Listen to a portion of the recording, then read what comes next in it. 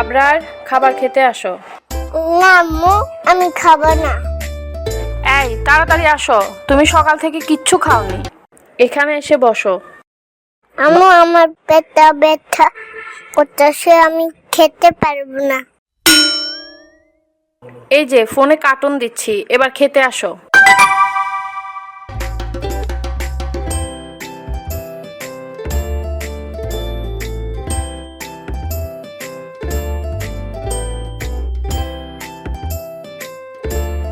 তুমি এতক্ষণ কি খাইছো জানো? না, জানি না। কি বলো আবরার? তোমাকে এতক্ষণ খাওয়ালাম আর তুমি এখন বলতেছো কি খাইছো জানো না? সত্যি করে বলো তো, তুমি কি খেয়েছো এতক্ষণ? কার্টুন খাইছি। আম্মু, আমার বমি লাগতেছে।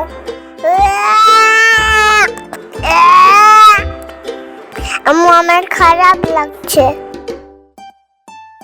কি হলো? আবরার বমি করে দিছে কেন? জানি না, ও তো একটু আগে ফোন দেখতে দেখতে খাবার খাইলো, এখন দেখলাম বমি করে দিছে। ফোন দেখিয়ে বাচ্চাদেরকে খাবার খাওয়ানো উচিত না। এতে বাচ্চারা বুঝতে পারে না তারা কি খাচ্ছে এবং কতটুকু খাচ্ছে। সে হয়তোবা তার পরিমাণের চেয়ে বেশি খেয়ে ফেলছে, এই জন্যই বমি করে দিছে। হ্যাঁ ঠিক বলছো তুমি, ওকে আর ফোন দেখিয়ে খাবার খাওয়াবো না। কি সমস্যা তোমাদের? হ্যাঁ, কার্টুন না দেখলে কিভাবে খাবার খাবে? হ্যাঁ, তুমি তো নিজেই বলতে পারো নাই তুমি কি খাবার খাইছো, এজন্য আর ফোন দিব না তোমাকে। কি বলো আম্মু? আমি কি খাবার খাইছি দেখতে চাও? ওই যে দেখো, তুমি যে আমাকে বেশি বেশি ভাত খাওয়াইছো, এই জন্য বমি হয়েছে।